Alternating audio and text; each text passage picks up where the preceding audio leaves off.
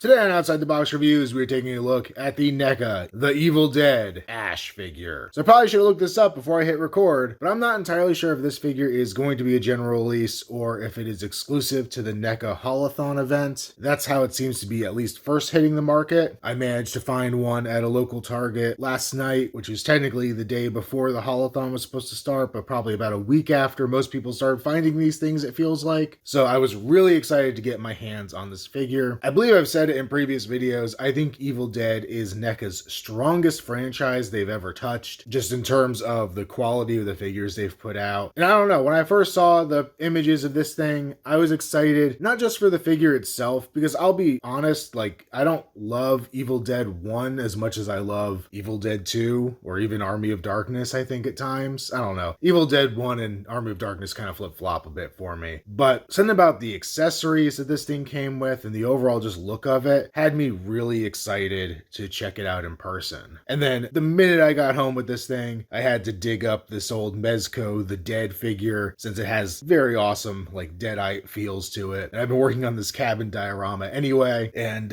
yeah, it just all seemed to come together the way I needed it to. So enough playing around with this. We'll jump into the figure and take a closer look. For accessories, first off, we have his lantern. And this thing is pretty nicely detailed. It's funny because I don't think I had any figures with lanterns for a long time. In the last few years, I've gotten three. The Nosferatu from Mezco, the Creep from NECA, and then now this one. I don't know, a kind of unexpected thing, but this is really cool looking. Looking at an image of the one from the movie, I think they got this pretty darn close. The kind of weird, like, wrapped metal look on there fits everything. You can kind of see down there, it's got the little, like, fuel filler cap where you'd put the kerosene in there. You get the handle that looks to be correctly shaped. I love that they actually put a little flame inside of it too. That really makes this thing look awesome. We spin it around, more of the same detail on the back. I just noticed, I assume the real thing must have a brand name stamped on the top, because I just saw that it says NECA on the top there, or number 2 NECA. See that on the front as well? It does. So they did a similar thing with the My Bloody Valentine figure, where they couldn't put a brand on something, so they stamped their own name on it. And, you know, just to give it the same texture, I think that works okay. And I think the real lamp was like a Dietz number 2, I think was the name of the lantern. So it makes sense, the number 2 at least. And then,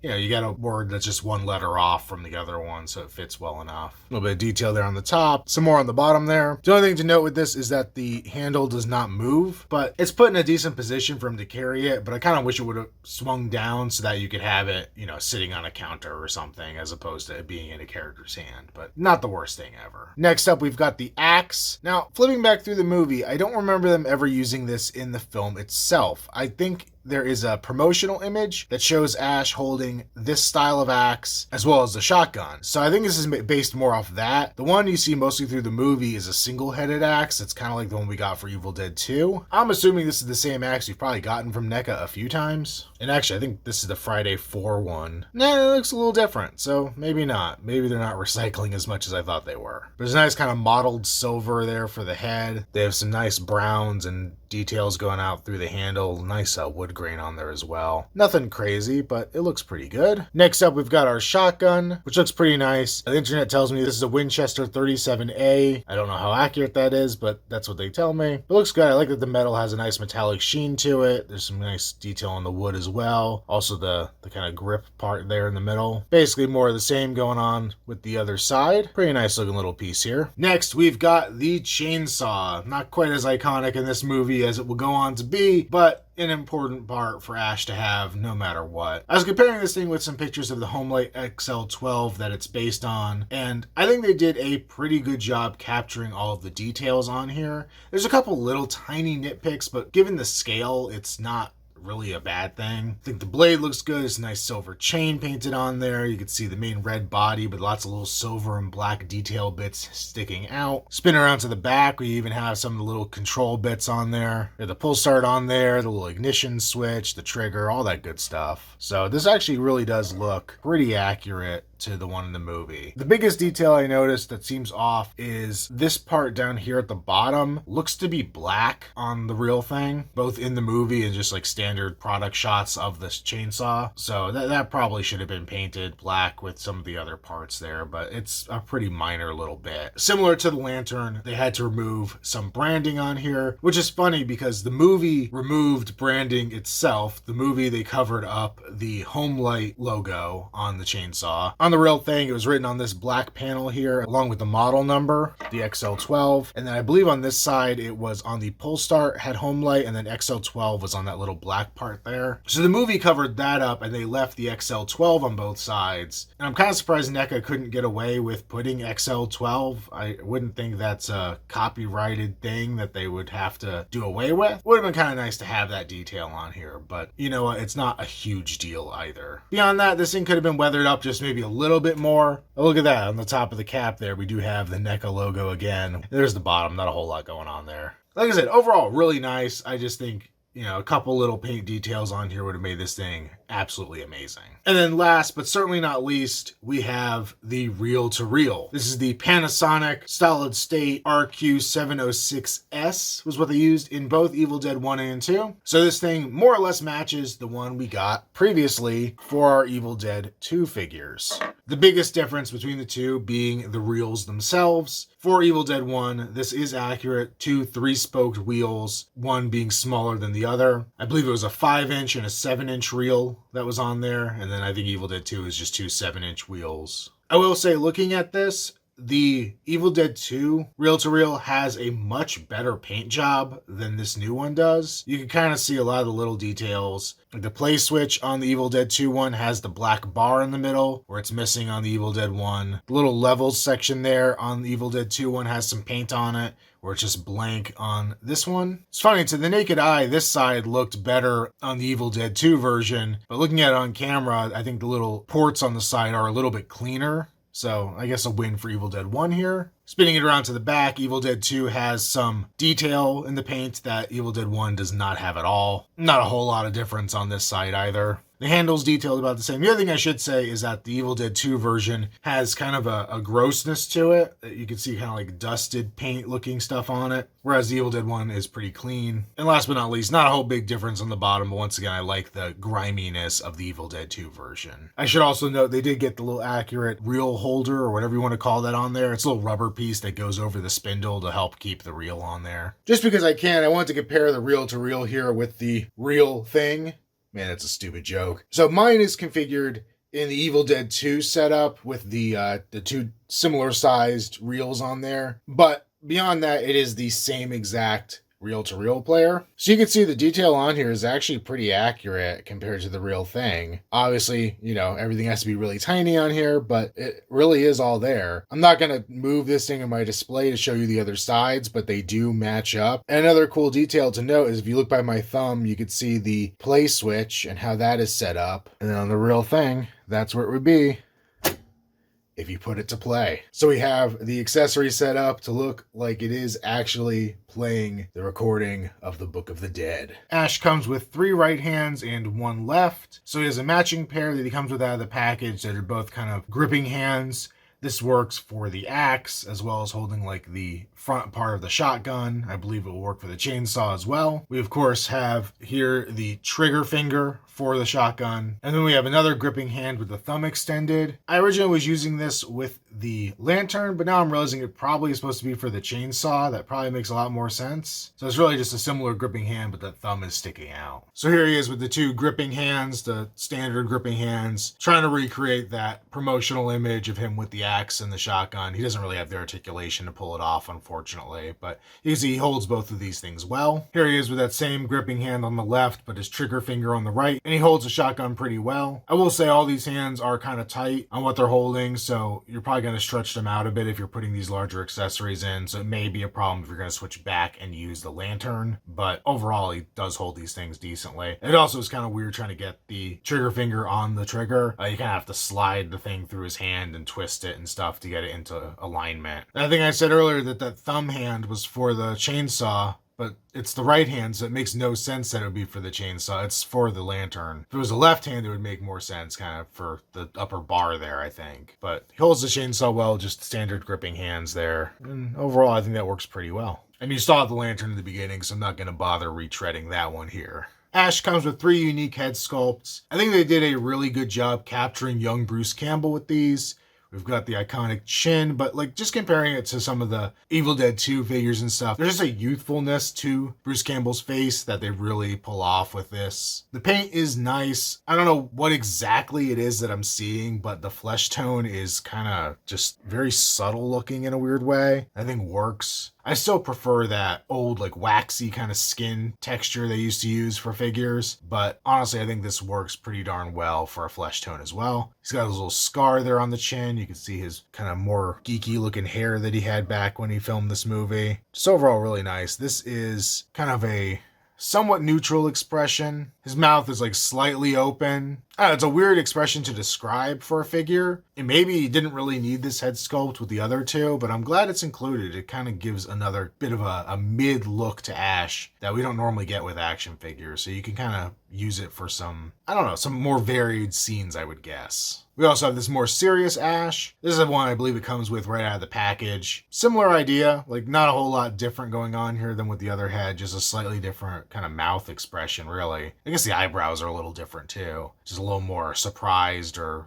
laid back or whatever with that other head. So this one is just a bit more stern. I probably won't be using this one too much because to me, Ash in Evil Dead 1 is a bit more of a not so serious character, which is funny because it gets more comedic as the series goes on, but like he's not like a hardened hero or anything yet at that point. I like that this is in here, but it just probably isn't going to be my pick of head sculpts to have on him when I'm displaying him. And then last up, we have the scared expression. This has the mouth mostly open, definitely a bit more like confused looking, scared looking. The only thing I don't like about this is that he has the side eye thing going on. Granted, we have 3 heads and 2 of the 3 are looking dead ahead. I just really don't like side eye on action figures. I've never really have at all, unless it's for, you know, really depicting a very specific scene. And even then, I'd rather just turn the character's head. So that's my biggest complaint here. But overall, really good. I love the likeness to Bruce Campbell. I think they did a really great job on this. It's funny looking down the rest of this figure because it really isn't too far off from the Evil Dead 2 figure we've gotten many times, many different releases. Cleaned up a little bit for that Evil Dead 1 look. I'm not saying it's just like a reissue of an Evil Dead 2 figure by any means, but you know, it's kind of the similar idea. We have the rubberized shirt there with all the different wrinkles. You can see the buttons are well detailed. I should also point out that the neck on here got a little spoiled by those Universal monsters. The neck is just a single piece in there, so it's not a separate neck that will rotate. And mine does have a bit of blue that kind of got stuck onto the side there, which is a bit of a pain in the butt. I assume I could probably scrape that off, but I'm kind of being cautious right now. But yeah, the shirt's well detailed. It's very bright blue, not a lot of like weathering. Actually, I don't think there's any real weathering on this thing. It does have a nice texture to it as well, which looks great. And I will say they definitely blended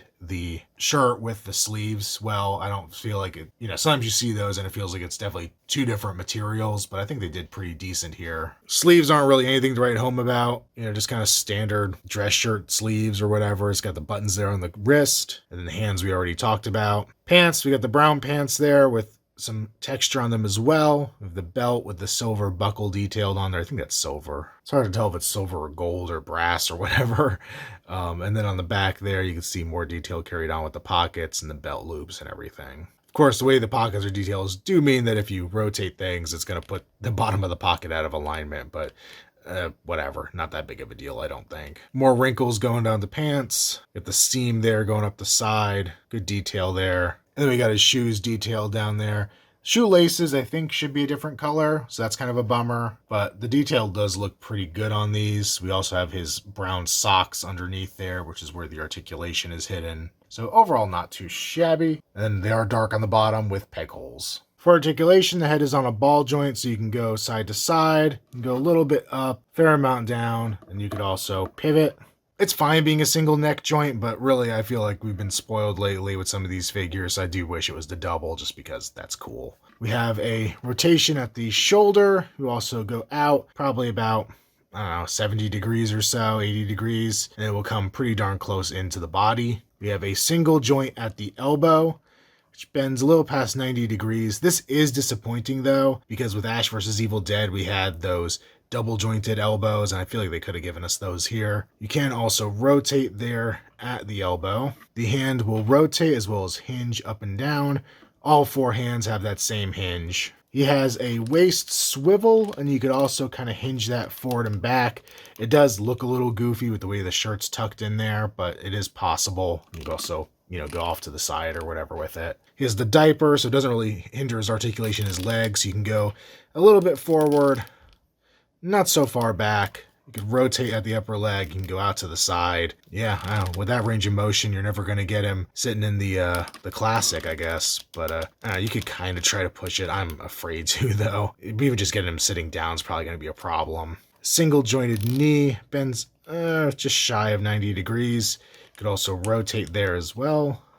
The feet can hinge up and down, and they kind of rotate / pivot. I thought these were going to be the same joints that we got on Myers, where you could actually rotate them side to side and pivot and hinge, but it seems like it's more just kind of a semi-hinge there, or semi-swivel there with the hinge. So for a comparison, here's a little Ash through the ages. So obviously our new Evil Dead 1 Ash, our two Evil Dead 2 ones there next to him are pretty old, needs an update. Come on, please, NECA. Army of Darkness Ash, and then our Ash vs. Evil Dead Ash. And then just to see him with a couple Deadites here, we got Henrietta from NECA, my favorite NECA figure, I think, pretty much hands down. And the McFarlane Evil Ash from Army of Darkness. Just nice to see that the old McFarlane one still more or less scales. I think if he was standing upright, he would look way too tall. But, it's not the worst thing in the world putting him next to this. Overall, I think this figure is really great. I had some complaints about the articulation, but